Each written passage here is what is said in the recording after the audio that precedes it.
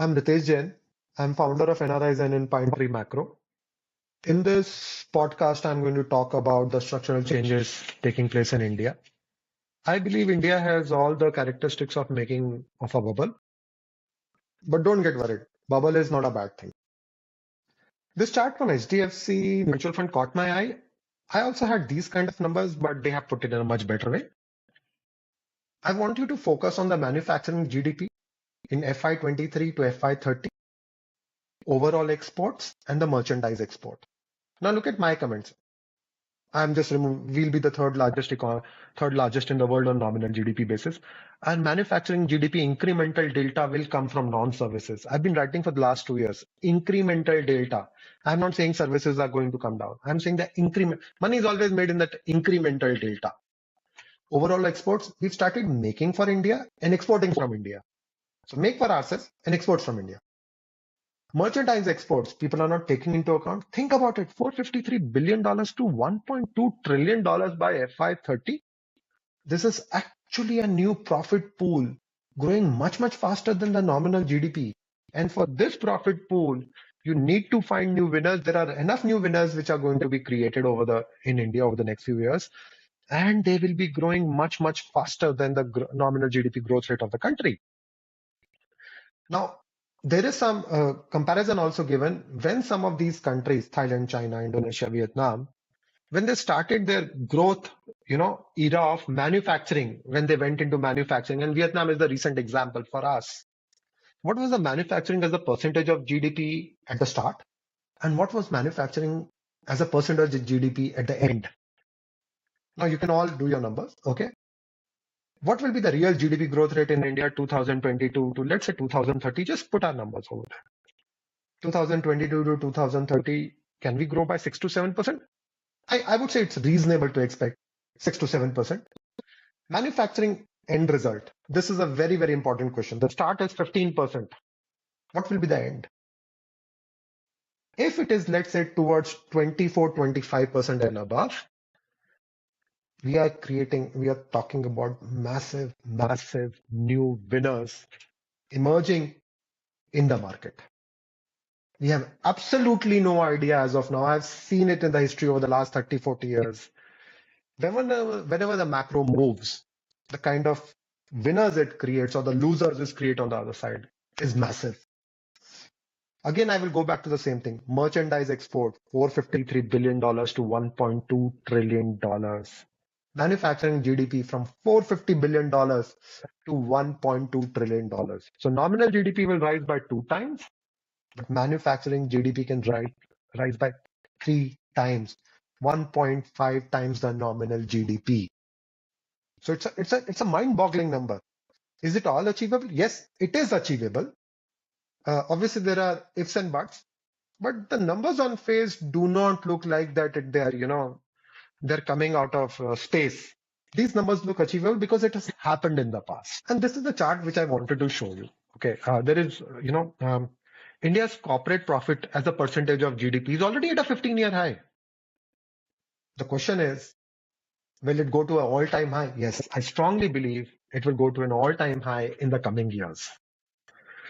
So we are almost on the verge of breaking the 2007 high.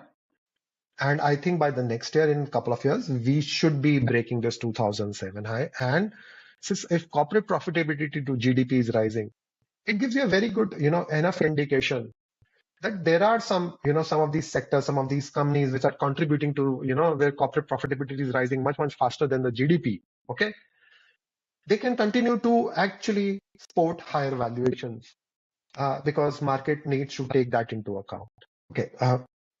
This is a chart which gives me a little bit different answer. Gross capital formation, which is a need of an hour. Without gross capital formation, so money can either go to asset markets or money can go to real economy, creating jobs. I should have mentioned it in the previous slides that manufacturing creates 5 times the job created by services. That's why India is seeing jobless recovery. So if manufacturing GDP as a percentage of GDP will rise, jobs will be created. And I believe this gross fixed capital formation will also help in creating jobs. So money, as I was saying, money can either go to creating money can either go to creating capacities or money can go to asset markets. I believe over the next 12 to 18 months, asset markets will be starved of cash, and this cash or this money will shift to creating capacity, shift to creating jobs, which is actually a very good thing. And that roughly means that time is coming where markets should flatten out for 12 to 18 months, and you will see more action on ground with new capex, capex turning into investment, investment turning into production, production turning into income, income turning into consumption and savings. Over the next 2 years, we should see this cycle playing out, and which is a very good thing because then it means that India will not be a short bubble and burst. India can have a very long cycle of a bubble created by macroeconomic fundamentals. So if gross capital formation continues to rise, it will pressure the equity markets because the money will leave equity markets for capex. This, everybody would have seen this kind of chart, but it is mind-boggling to see the kind of investments happening in infrastructure in India. As an economist told me, make roads, bridges, expand railways network, and more inclusive growth will come. This is exactly what India is doing. More inclusive growth. I can understand it has not happened. It takes time. Everything takes time. But I think over the next 5 years, we are putting all the building blocks for this manufacturing GDP, for this job creation, which I've been, talking about for some time now. So where will this money come from, actually? India is a capital-starved economy. I think there is no bigger lender in the world than Japanese. And if you see over here, just see the numbers. How many a survey was done in Japan? What kind of Japan is actually firms favor growing in India? The largest favor they have is among all the globally is actually growing in India. It's not only the Japanese firm, it's South Korea, which is becoming age very fast. They want income earning assets. They are investing in India. Canada, as I said, is investing in India. So they will be investing in real economy. They will be investing into financial markets. Think about UAE, think about Saudi Arabia against oil. Can they think of reinvesting that INR into our economy? I strongly believe that over the next few years, you will find that oil money, the oil which is exported to India, converted into INR for those countries, the same INR will be invested in the Indian economy. I just showed you the chart of Japan because Japanese firms are just largest because they're the largest pool of savings in the world. But please understand that you cannot have manufacturing without cheap and reliable energy. In fact, I do not even know there is no costly energy rich country in the world. You need to have cheap energy and a reliable energy. For that, I do not mean coal alone. You have to transition away from coal. But without energy transition, India will not be able to achieve its dream of becoming a manufacturing powerhouse or getting people into or inclusive growth with job creation. I just wanted to put these two articles in front of you just to tell you the size of the opportunity which is staring in our face. Clean energy investment of $500 billion, renewables $385 billion. All of this is also, gels into my theme of electrification, that without electricity, without a cheap and reliable energy and electricity and grid, it will be very difficult for us to become a richer nation. Finally, we've realized that the best cheap and clean and green energy is nuclear energy. So just for information, there are 60 nuclear power plants under construction in the world. 26 of them are getting constructed in China. 7 of them are getting constructed in India. 2 are getting constructed even in Bangladesh. 0 is getting constructed in US, but they've just changed an act. They've just cleared an act which is going to President Joe Biden's desk to sign. where they are going to actually promote nuclear energy even in US. So I strongly believe, and even in India, we had years of talking about nuclear energy, but because of some vested interest, India could not increase its, India could not increase its energy supplied from nuclear energy for the last few years. But those things which are hampering India's nuclear energy supply are actually getting melted away and they are being sidelined. So India is going to be putting lot more new capacity, which you can see under the planned and the proposed one under India. Again, I had to put a little bit over here because I had to, comment that if I were to ask you today, do you know which country produces largest number of nuclear engineer in the world? Your answer would be United States, China. Actually, it might be China or United States. Actually, the answer is India. Per unit cost of production in India of nuclear energy is actually one-fourth of that of US, and it is even cheaper than that of China. So why we have not been able to build our nuclear energy is a mystery to a lot of people. It's not a mystery to me, simply because I knew that there were a lot of vested interests. We did not want India to become self-sufficient in power production. But all these things are now changing. After crude, electronics is the second one which gives us heart attack, heartache actually, because of the kind of deficits which we have due to electronics sector. 25% of all our deficits come from electronics after crude. So there are a lot of charts, but I'm very, this is one of the success stories of India, PLI schemes. 10 years back, Apple used to be making possibly refurbished phone. No, not even refurbished phone actually. 2017-18, they started making refurbished phone in India. Uh, then this year, they'll be making $8 billion of phone they'll be making in India. They made last year. By 2028, they'll be making $40 billion worth of phone in India. Samsung makes larger number of phones in India. This is a success story of India. What does this mean? Actually, you can reduce your trade deficit, and this is a you require large number of people to assemble phones. So it's an employment generation. I know we are not making phone, we are assembling phone, but that's fine. You're reducing your trade deficit. Reducing trade deficit means increasing GDP. You're creating employment at the lowest level. Okay. So it's all good.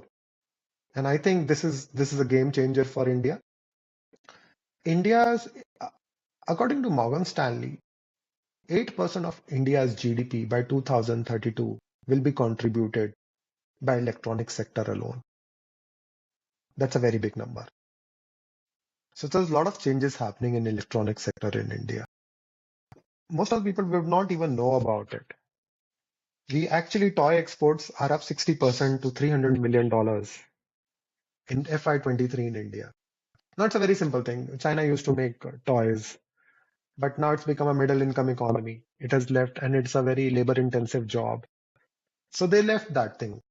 Plus India was getting into exactly the same place where China was 20 years back. We took all of that thing. Toy.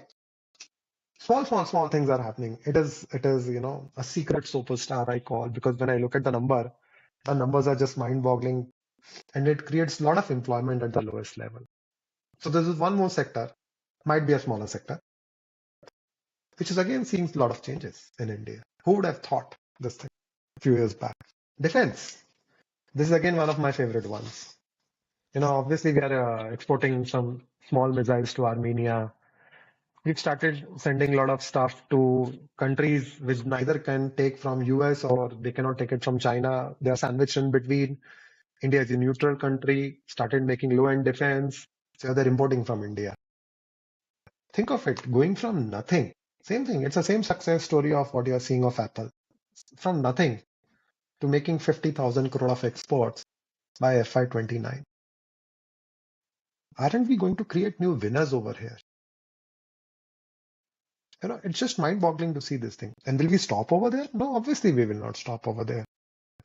Can we make high-end things? I do not know about it. But we can certainly make low-end things. We can certainly make some bullets. Okay.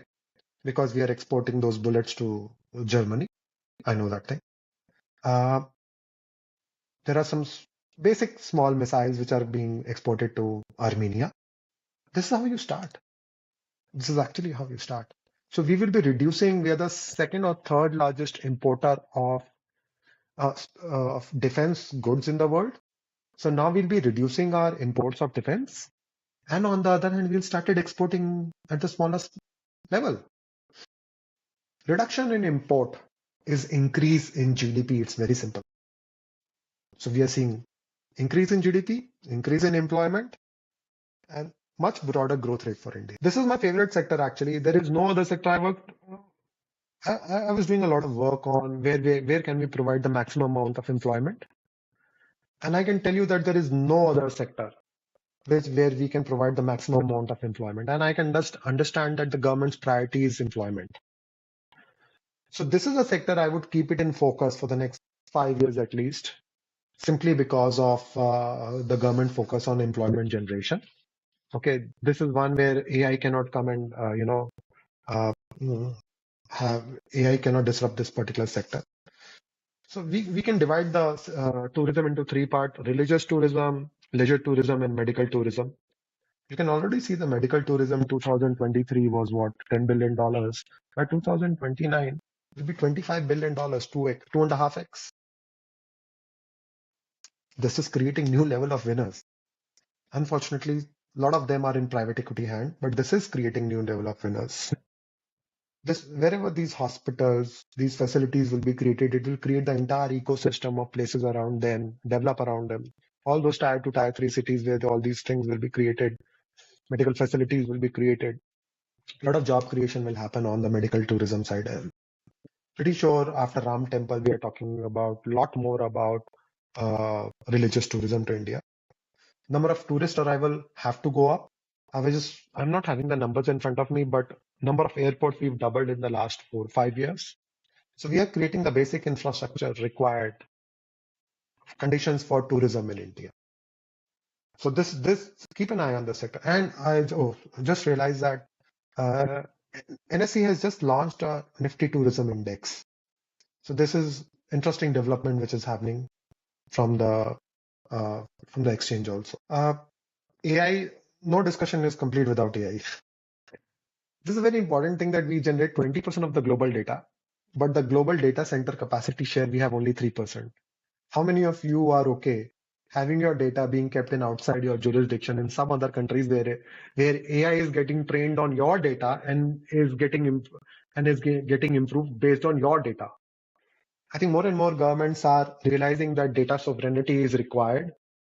So this is going to be a very big opportunity where I believe over the next few years, Indian government or any other government will insist on having data being kept in their own jurisdiction. So the entire this is an underappreciated investment opportunity in data center. The entire ecosystem of data centers. Keep an eye on this thing. This will be going to be a massive thing. And as per BOFA, India's GDP gain from AI is expected to be second highest to China. Although I do not have the any idea about what it will do to employment, but at least on the left side of the data generation data center capacity, I believe there is a very big investment opportunity.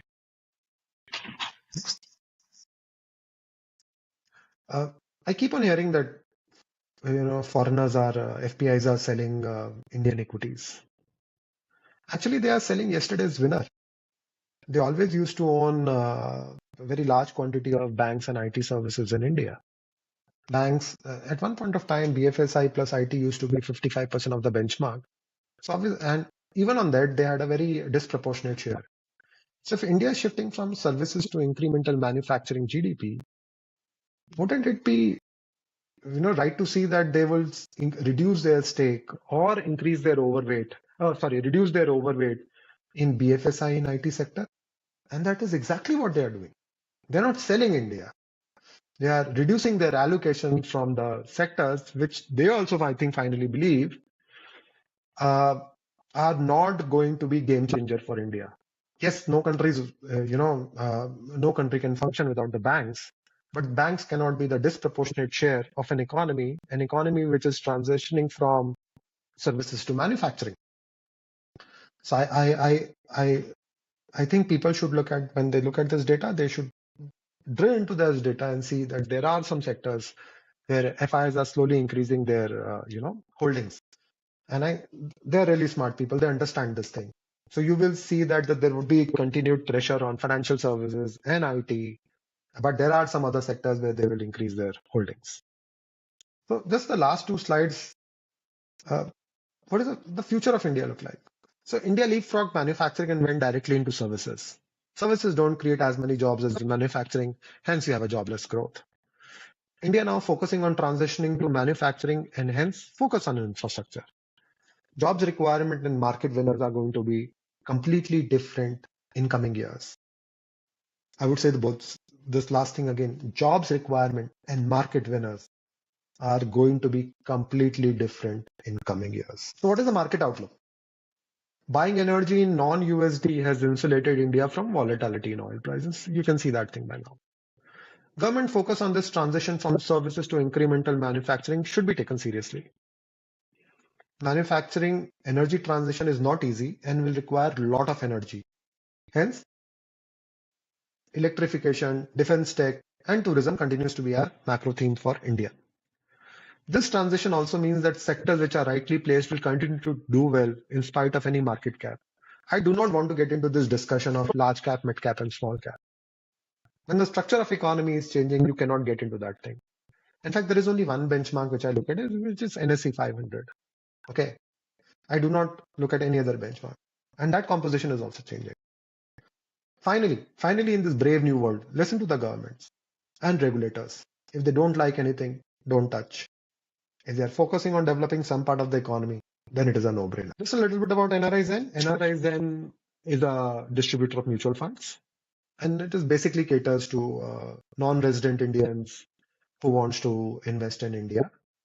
I write a lot on NRI Zen about some of these thought pieces, put some charts. You can register on NRI Zen website if you want access to that. You can follow me on LinkedIn or on my Twitter. And if any of you are still interested in investing in India, you can directly log on to NRI Zen website and invest directly, or you can schedule a meeting with me, which is the schedule button is there on the NRI Zen website. You can schedule a meeting with me to discuss, what are the options for you to invest in India.